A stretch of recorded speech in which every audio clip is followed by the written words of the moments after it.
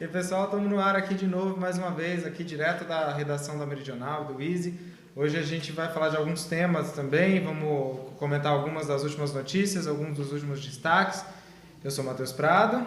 E eu sou o Renan Schuster.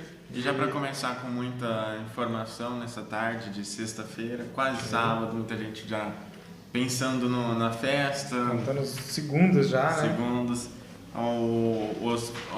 Conforme a gente já tinha falado ontem, que o Hospital Santo Antônio tinha paralisado os atendimentos pelo SUS e já tinha confirmado que ia voltar hoje. De fato, voltou hoje, principalmente as gestantes que tinham que ir para Sorriso, até mesmo para Colíder, percorrer mais de 100 quilômetros para fazer o pré-natal, para fazer o parto também.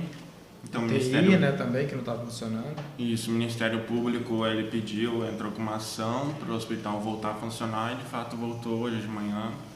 E o pagamento não foi feito ainda, mas nos próximos dias, segundo o Estado, mais de 2 milhões devem ser pagos. Então isso é uma notícia boa para a saúde, para os sinopenses, principalmente pelo transtorno que estava causando pelas mães, né? A saúde de Mato Grosso, de uma forma geral, está assustadora, né? Em Sinop, então, nem se fala. Se você precisa na verdade, não é nem só da rede pública, né? De uma forma geral, mas na rede pública em si está assustadora, né? Nos últimos anos, nos últimos meses, sei lá. A questão do hospital regional, a UPA, nunca consegue atender, né? Inclusive, hoje que o Mourão está aqui, né? O general Mourão está lá em Sorriso, e o prefeito de Sorriso falou que uma das coisas que ele ia tentar interceder ali pelo povo era com relação ao hospital regional aqui. Ele ia tentar falar com o Mourão para ver se eles conseguiam aí, através do governo federal, dar uma luz para o hospital federal, para o hospital regional daqui de Sinop. E o hospital regional de Sorriso também não está bem das pernas, né? Então, ele que era tipo o queridinho dos hospitais da região, era colocado como uma referência, que não tinha problema, agora começou a ter problema também, o hospital de lá, né? Então tá... Todos, né, na verdade, todos, de uma forma geral. Isso é preocupante pela região norte, né? Porque Exatamente. Colíder também não está bem, Sinop não está bem, Sorriso não está bem, onde é que está bem, né? Qual tá? De Rondonópolis, a gente já viu que eles paralisaram várias vezes o atendimento também. Sim. Então, muitos desses pacientes estão tendo que ir para Várzea Grande, imagina, se fazer quase 500 quilômetros até lá. Dependendo da situação que o cara tiver, chegando lá já... Sim. A gente viu recentemente, né, que muitas pessoas morreram por causa que havia fechado o Hospital Regional de Sinop. E só quem passa para ter uma noção do que é você precisar de atendimento médico e não ter esse atendimento, né? É uma coisa terrível mesmo. Bom, vamos então para a nossa próxima notícia aqui. A SEMA multou a usina hidrelétrica de Sinop aqui, que acabou de abrir, né, em 50 milhões pela morte dos peixes. A Secretaria do Estado de Meio Ambiente, ela multou a Companhia Energética de Sinop em 50 milhões porque ela causou poluição pelo lançamento de sedimentos aprisionados na bacia de dissipação da usina hidrelétrica do Rio Teles Pires. Bom, quando isso aconteceu, saiu aquele monte de vídeo, né, dos peixes, as pessoas não sabiam o que era, muita gente começou a ficar preocupado, achando que poderia ser veneno ou que poderia ser alguma coisa mais pesada. A usina deu algumas explicações. Na verdade, eu até estranhei que eles não tivessem uma resposta pronta para o negócio, porque você imagina que isso seja algo que possa acontecer, né? Então eles já deveriam ter uma resposta quanto a isso, né? Eu posso estar errado, mas eu não colocaria totalmente a culpa na usina. A SEMA é culpada também, porque a SEMA liberou, ela deixou, liberou para o enchimento dos reservatórios. Então eu acho que ela também, apesar de multar, né, tem que multar, isso é claro, mas acho que divide um pouco a culpa dos dois. Ela faz meio que mais ou menos comparando com aquele negócio da Vale. Tipo, a culpa é da Vale e tudo mais, mas quem foram os caras que liberaram também o negócio? Eles têm tanta culpa quanto a própria Vale, né? Aqui no nosso caso, numa proporção muito menor, é claro, mas realmente é o mesmo. E você vê que deu 13 toneladas de peixe, agora acabou a Piracema algumas semanas atrás, e tem muitos moradores que dependem disso, e isso pode afetar muito, né? 13 toneladas é muito peixe, hein? Se você for comparar, assim, jornalista não sabe fazer conta, mas se você for comparar 13 toneladas a mais ou menos 10, 15 reais o quilo do peixe, Isso é um grande prejuízo. Exatamente. E considerando quem depende exclusivamente disso daí, né, são alguns meses de trabalho do cara, né? Então, realmente. Porque o cara já ficou 2, 3 meses sem trabalhar ali por conta da piracema, ele não conseguia exercer a função dela, só ficava recebendo do governo ali a bolsa que é destinada a ele. Sim. E agora ele perder mais opções também, né? E eles já deveriam saber que isso poderia acontecer, né? Na verdade, eu acredito que eles já sabiam. Eu acho que foi meio que uma passada de pano aí, né? Sim. Eles sempre já deveriam saber. É que como a gente não estava muito acostumado com isso, com essas aberturas de usina, coisa do tipo, a gente meio que talvez não pensou que isso poderia acontecer. Mas parando para pensar agora, você abrir uma usina no meio de um rio e fechar as comportas desse jeito, é óbvio que vai acontecer alguma coisa, né? Não vai ser só subir a água e tá tudo bem, né? Alguma coisa ia acontecer. Então foi meio que, com certeza eles já sabiam mesmo, todos os lados. E que em outras regiões as pessoas já estão acostumadas, né? Mesmo na nossa região é uma coisa nova ainda, Sim, né? totalmente. E continuando com notícias aqui, processo sobre o futuro do VLT vai ser julgado pela Justiça de Mato Grosso na próxima semana. Então a Justiça de Mato Grosso ela deve julgar na próxima semana um processo que decide o futuro da implantação do veículo leve sobre trilhos, o VLT, na região metropolitana de Cuiabá. A obra que deveria ter sido entregue na Copa do Mundo de 2014, da qual Cuiabá foi uma das sedes, a Arena Pantanal. As obras estão paradas há 4 anos e mais de 1 bilhão foi gasto na obra e ainda não tem previsão para ser entregue. Não vai ser entregue isso, né? Eu vi recentemente, até na época de campanha, um candidato falou, até um candidato de Sinop, ele falou que é a sombra mais cara do mundo, porque tem o terminal, Sim. tem alguns trilhos, né? Sim. E tem uma sombra gigante, então a sombra de R$1 bilhão. É muito dinheiro para nada, né? Para você não fazer nada.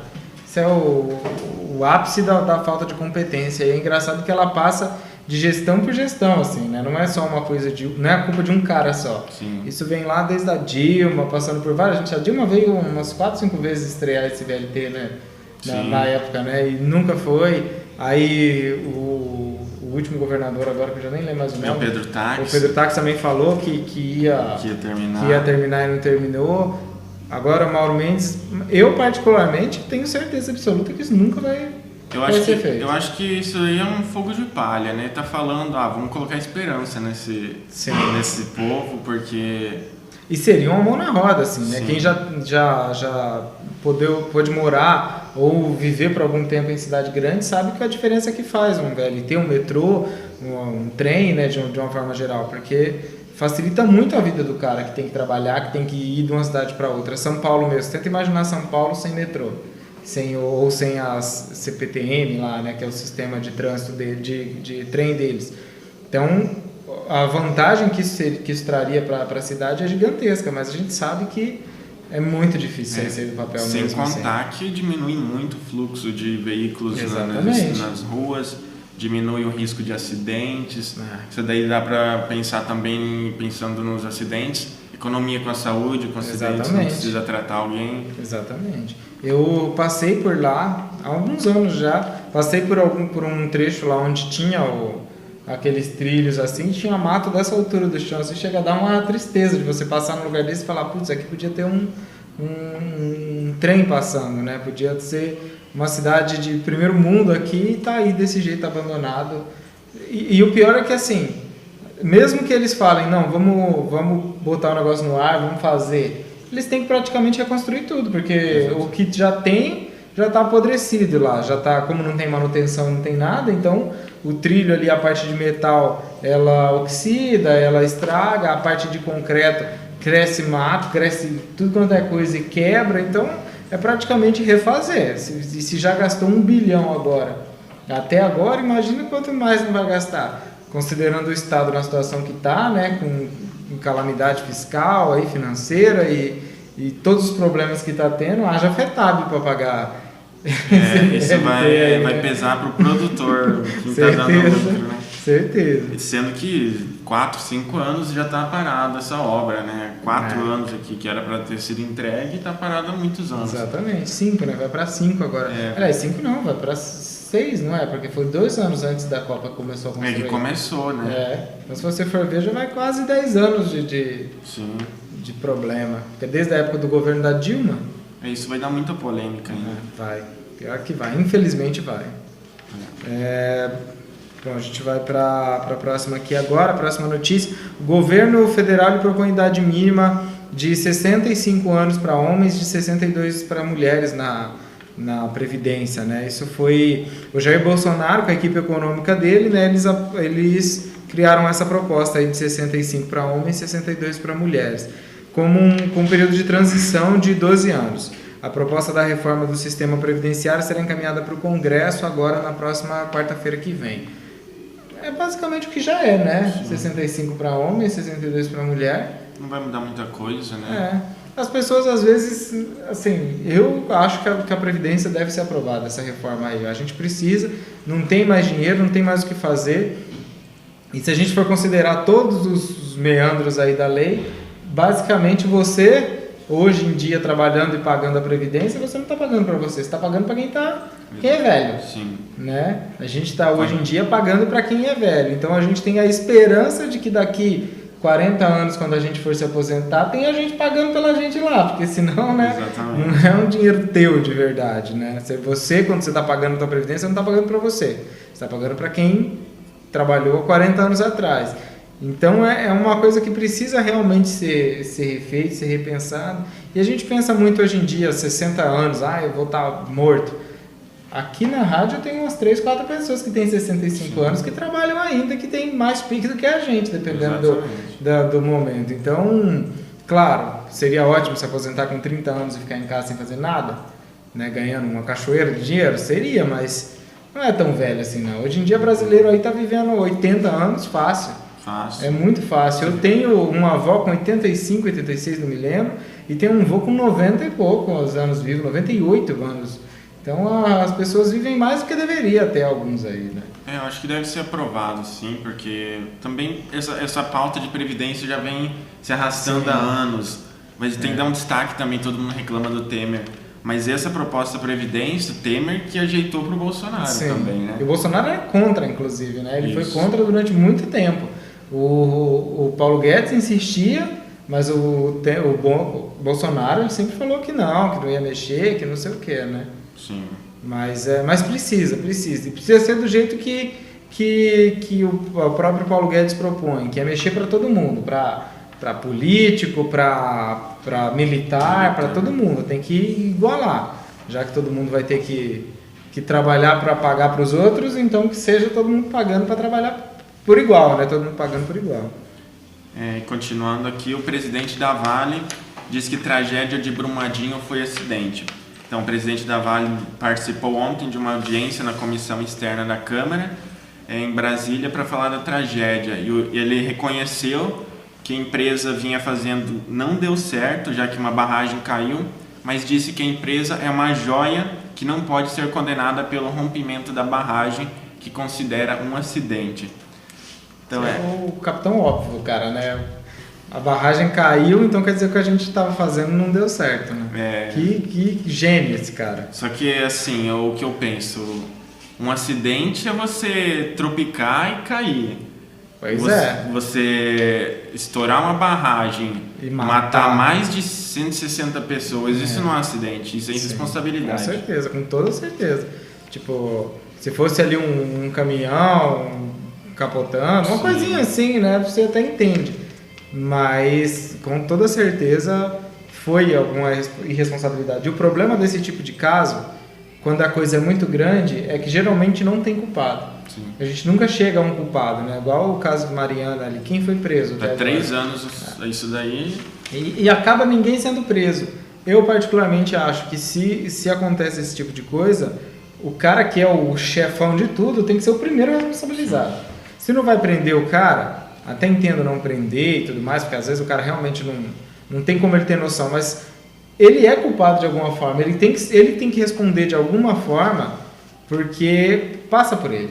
tem como ele dizer que ele não sabia que tinha risco lá. E ele e esse específico, esse presidente está há anos ali já. Então, não tem como ele dizer que ele não sabe. Se ele não sabia, ele tem que ser punido por não saber.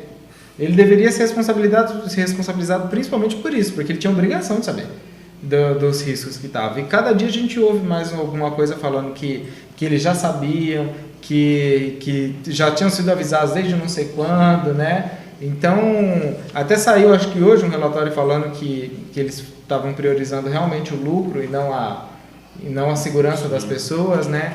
Então, na minha opinião, ele está completamente errado. Ele tinha que ser punido de alguma forma. E uma coisa que me deixa irritado na Vale, eles recorrem das multas para não pagar. Isso é admitir, assim, é dizer para todo mundo, não é nossa culpa, né? Porque o mínimo que eles tinham que fazer era pagar a multa. Porque daí, por exemplo, estou assumindo, não, beleza, eu errei, vou pagar a multa mesmo, porque foi minha culpa. Mas agora quando o cara fala, não, eu não quero pagar essa multa, ele está dizendo, não fui eu, não é minha culpa, não é minha responsabilidade. É de quem então, né?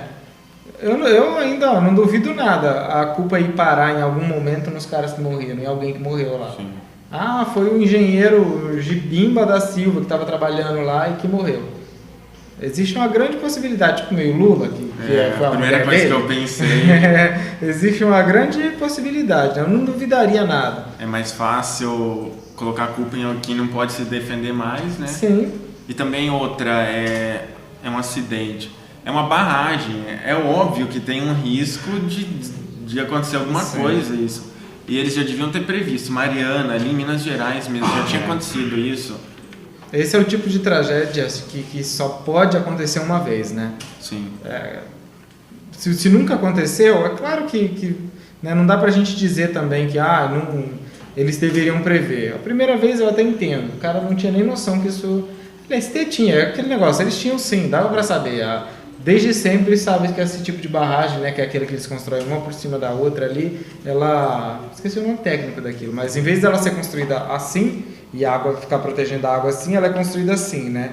E faz tipo uns degrauzinhos, uma por cima da outra, que era o que tinha lá, que foi a que derrubou. Então, ele sempre soube-se que esse tipo de barragem não era segura. Mas, vamos lá, caiu em Mariana, lá, matou aquele tanto de gente, vai 19 pessoas, né, que morreram em Mariana. Acabou com a cidade, na verdade. E acabou, exatamente. Morreu pouca gente, até, se você for parar para pensar, né? Pela proporção, até foi uma sorte muito grande que morreu pouca gente. Mas depois que aconteceu isso, é um tipo de crime que você tem que pensar, isso nunca mais vai acontecer na vida. E parece que a Vale estava pouco se lixando para isso daí também, né? Eles não se preocuparam, porque a próxima que acontece é 1000 vezes pior. Né? Você sobe de 19 para 100 até a última vez que eu vi, acho que era 165, né? Acho que já passou mais de 160. E tem muitos desaparecidos, né? Sim, ainda tem mais de 100 desaparecidos. Então é um negócio... É assustador, assim, você parar para pensar que isso ainda acontece. E o pior de tudo não é nem pensar que isso ainda acontece, é pensar que ainda pode continuar acontecendo. Porque cada dia você ouve falar de uma barragem nova que está aí com um risco, né? E teve em Cocais, né? Eu acho que teve um agora. Tem barragens da Vale, acho que aqui em Mato Grosso também, até né? eu ia dizer, não precisa ir muito longe, porque tem aqui em Poconé, tem umas barragens que tem risco de desabar. Então é algo assustador, assim, totalmente assustador. Só que eu acho que precisa punir muito bem a Vale para dar um respeito também, né? O exemplo. Sim. Tem aquilo, que a gente até conversou um pouco hoje de manhã sobre isso, né? A Vale não pode falir. A gente não pode, né, fazer lá aquelas punições a ponto de acabar com a Vale, porque se a Vale falir, aí todo mundo perde nessa história, né? Não só as famílias das vítimas, todo esse pessoal que não vai ter nenhum suporte, como o próprio Brasil. A Vale é importante para a economia brasileira. Não tem como dizer que não é. Ela é uma das maiores empresas, acho que a terceira maior empresa do Brasil, né? Depois da Petrobras ali e tal. Mas, ao mesmo tempo, não pode também falar, não, é a Vale, vamos deixar para lá. Não pode, porque se acontecer isso, aí é certeza absoluta que acontece mais. Se eles deixarem para lá. É que nem filho, né? Se o seu filho apronta uma vez e você não educa, ele apronta para sempre, né? E você nunca vai conseguir educar ele de verdade. Tem que cortar logo. Já deveria ter cortado, né? Já deveria. Bom, então vamos para a próxima notícia aqui, a última agora dessa tarde. A safra de soja vai ser menor nessa temporada por causa da estiagem. E a expectativa é colher um volume máximo, aliás, colher um volume próximo ao mesmo do ano passado, né? O Instituto Mato Grossense de Economia Agropecuária, ele informou que boas condições climáticas nos últimos dias motivaram um ritmo acelerado nos trabalhos de campo. A colheita de soja no estado chegou a 53,23% da área total colhida. Eles já colheram, né, um pouquinho mais da metade do que foi plantado e tal. Então, é uma boa notícia, é isso? Não tem nada de eu acho que não é. Não.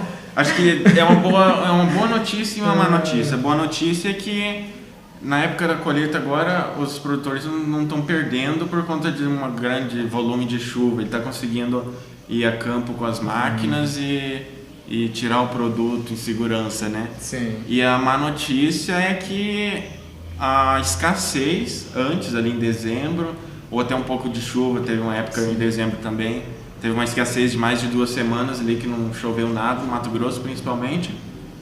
E teve outra época ali em dezembro também que choveu demais, isso pode ter afetado também. Sim. A gente até conversou com o presidente da ProSoja recentemente, ele falou que pode haver uma quebra de safra de até 20 sacas por hectare, em algumas regiões estavam acontecendo. Em Sinop isso não aconteceu tanto, a gente não viu tanto, mas mais para o sudeste, para o sul de Mato Grosso aconteceu muito isso. E se você pensar que Mato Grosso é o maior produtor de soja do Brasil, né? Um dos maiores do mundo, na verdade, né? Soja, milho, isso aí. Até essa viagem do Mourão que ele está fazendo aqui é para falar sobre soja, não é? Ele vai encerrar a colheita de soja e dar início ao plantio de milho, né? Entendi.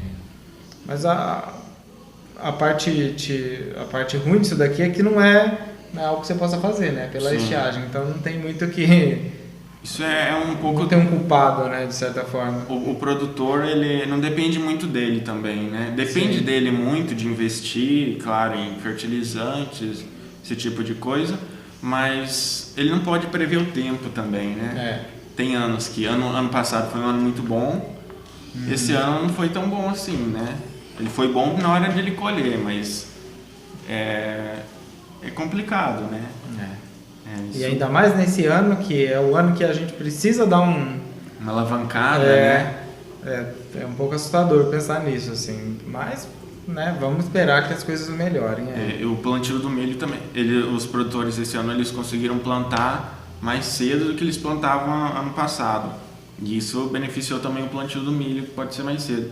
Porque no plantio do milho tem uma janela questão da chuva, né? Que precisa chover para crescer o milho. E até ali 15, 20, até semana que vem eles conseguem plantar ainda, né? Entendi. Passou disso é muito arriscado por eles não perder no final, na hora que tiver o milho pendoando ali. Entendi. Ele acabar perdendo. Isso é um prejuízo também, né? Mato Grosso que depende tanto do milho. Entendi. Bom, essas foram as notícias agora, dessa tarde. A gente volta ainda hoje com mais uma live, daí essa eu não vou participar, essa vai participar o Renan e o Rodrigo, vão falar um pouco sobre o esporte, aí os resultados dos jogos, teve jogo ontem, né? A gente vai falar um pouco do Sinop que perdeu para o Santa Cruz ontem 2-1, foi eliminado da Copa do Brasil. A gente vai falar um pouquinho mais detalhes, como é que foi esse jogo, o que o Sinop cara pela frente, agora tem o Mato Grossense. Vai falar do Fluminense e do Flamengo. Fluminense que ganhou e se classificou também no Campeonato Carioca. Vai para a final contra o Vasco. O Flamengo foi o primeiro jogo depois daquela tragédia que aconteceu lá. Os jogadores não... Acho que teve até uma homenagem bem bonita que eles fizeram lá e tal, né? Foi legal. E tem muito mais. A gente vai falar do Anderson Silva também. Então fica ligado aqui no Easy que... Daqui a pouco a gente está de volta então com mais informações. É isso aí, pessoal. Até mais. Até lá.